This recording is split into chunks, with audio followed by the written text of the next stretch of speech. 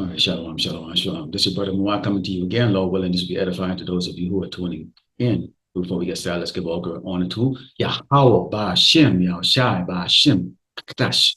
Double honor to teachers, elders, and apostles of great most soul, likewise, brothers, putting out this truth. Faithfully, fearlessly, feeding sheep with you, brothers and sisters tuning in. Shalom.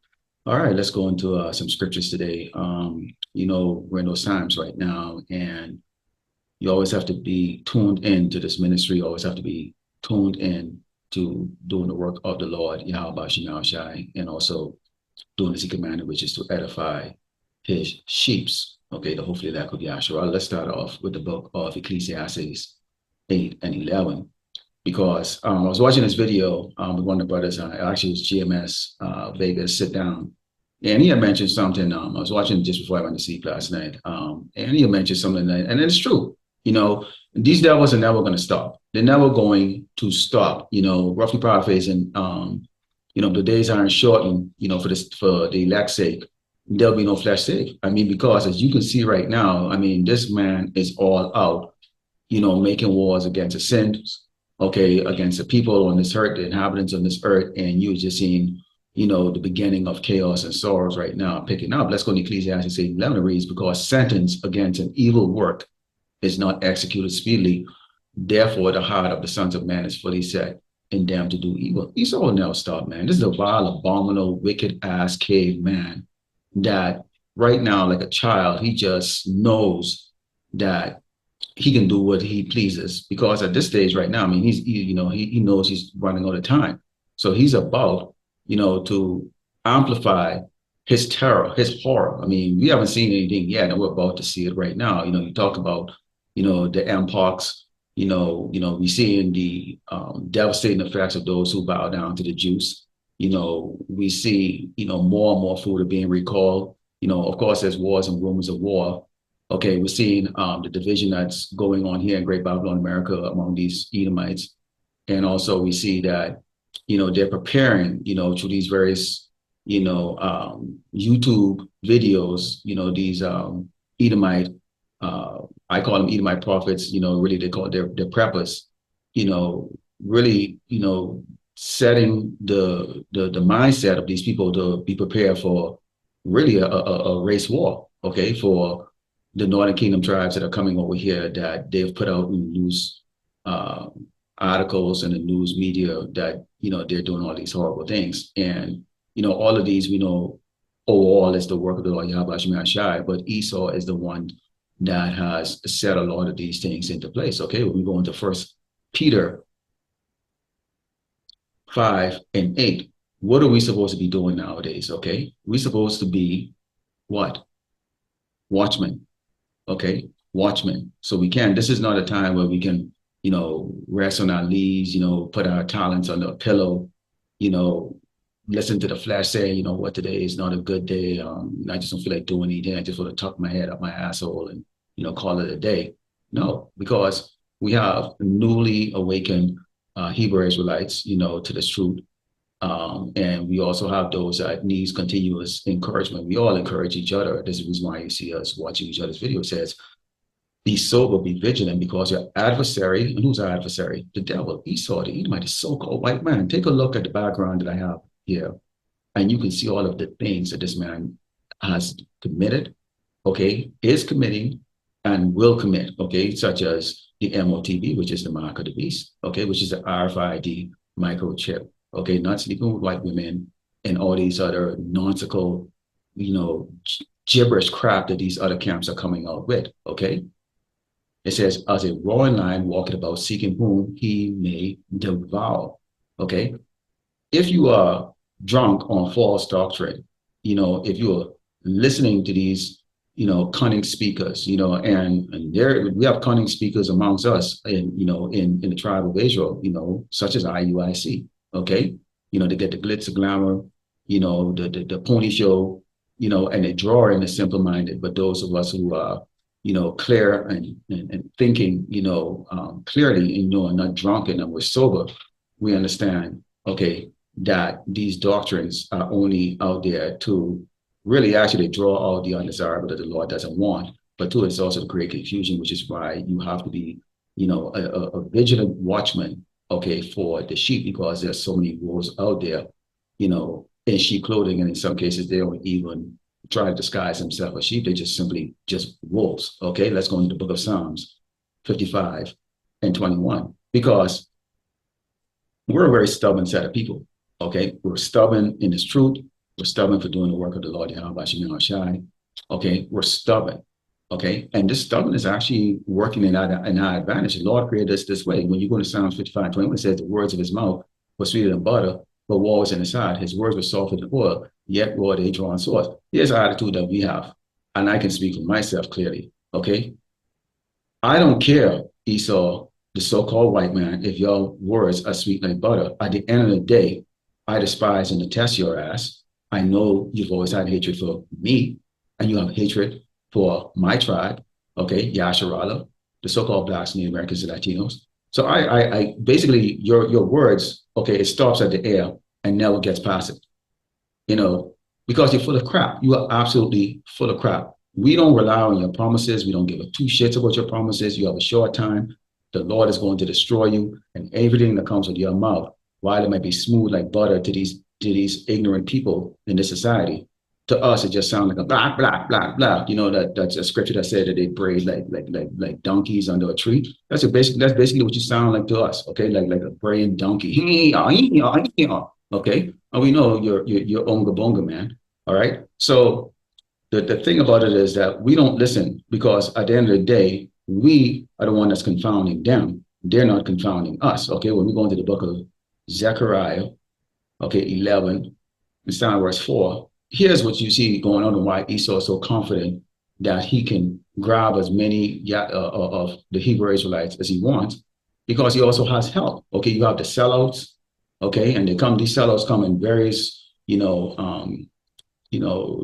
size and color and, I should say, basically, their societal stance, okay, starting with, your pork chop eating, bald-headed pastor to your knucklehead, crack smoking nigga that was, I think it was the elder brother Menachem at the bottom of the video with that Jake talking his nonsense, you know, um, these niggas, they so like to sound deep, and it's like, okay, well, why don't you put that when you're out there in the world? Why don't you put that deepness into actually producing something that could be of value to society? You didn't. Because see, it's like watching a stand-up comedian. You actually are going to go pay money, 30, 40, 50, $100 to go sit down and listen to a nigga talk shit on the stage just because he has a name.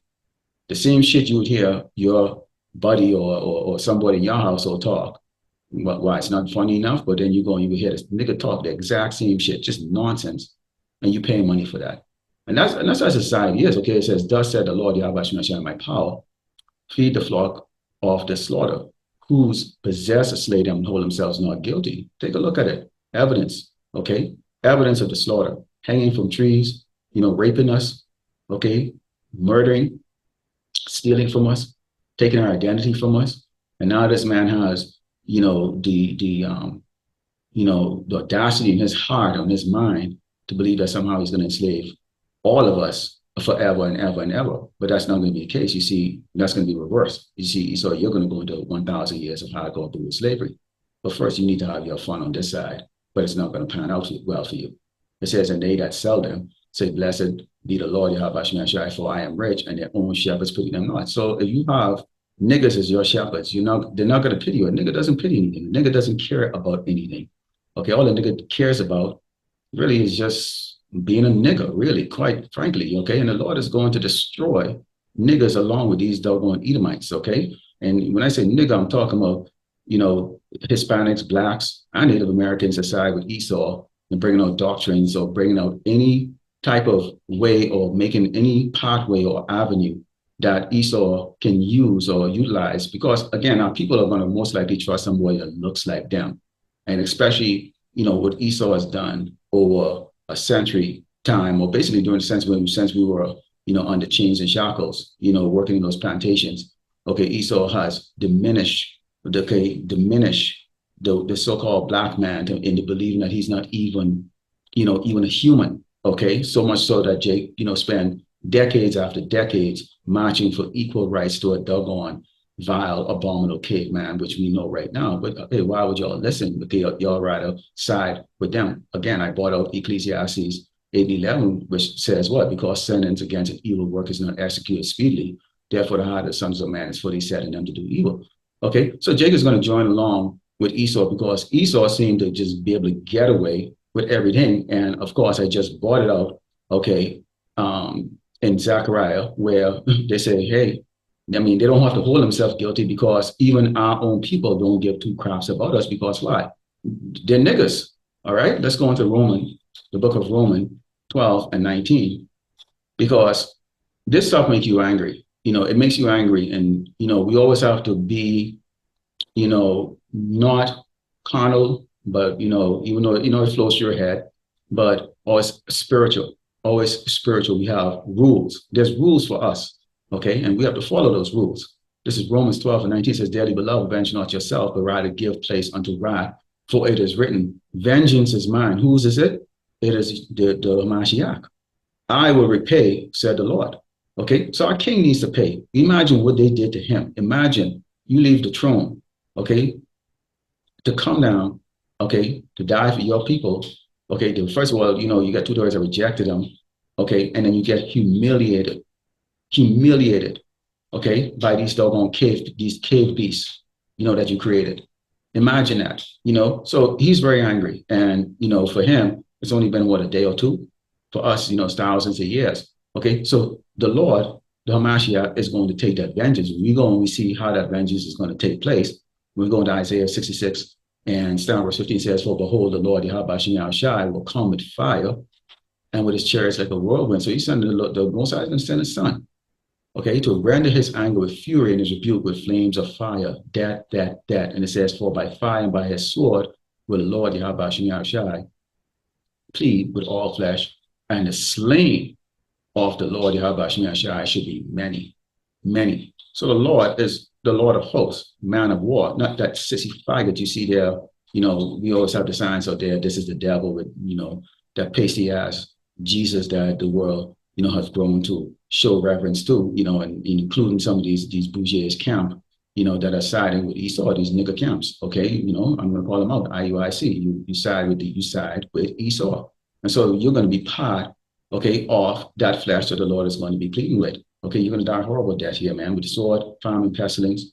Lord willing, this is what we hope to see. Yeah, let's close over the book of Psalms 91 and verse 5. It says, "Thou shalt not be afraid for the terror by night," because there's a whole lot of terror that's going to be coming, especially at night. Okay, when do predators usually go out? At night. Okay, because they have keen eyesight, and they catch their prey by ambush. And it says, "Nor for the arrow that fly by day, nor for the pestilence that walk in the darkness, nor for the destruction that wasted at noonday." So you've got pestilence that's going to be coming. These civil unrest that's going to be taking place in Great Babylon, America, shortage of food. You get great tribulations. You get people who are just going to lose their mind. People who say, "Oh, I wouldn't do anything. I wouldn't harm a fly." Yes, you're not going to harm a fly, because a fly ain't going to be doing shit to you. You're going to be harming your damn neighbor and people in your house who's going to piss you the hell off. Okay, you're seeing more and more people crying for desperation. And society is still in top right now. They're crying for desperation on TikTok and YouTube. Well, first of all, we can say to these people, we don't give two shits about you, especially you damn women, man. Okay, you independent, high-minded, independent women.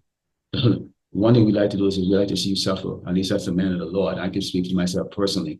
Okay, and like some of the brothers put out the videos with the concerning these women. They're suddenly crying and looking for help. It's like, well, you don't have that humility. Okay, you have no humility whatsoever. So you're getting exactly what you deserve. Okay, and it's just the way it is. Okay, and lucky for you, you're actually at the beginning stages of it, where you have a lot of Sims still out there, because the Lord is going to put those Sims down. And it says 1,000 should fall at thy side and 10,000 at thy right hand, but it should not come nigh thee. And this is going to be very interesting for us to see. Okay, that's our sword. It said, only with thine eyes, listen to this, only with thine eyes shalt thou behold and see the reward of the wicked. That's going to be including you doggone nigger camps.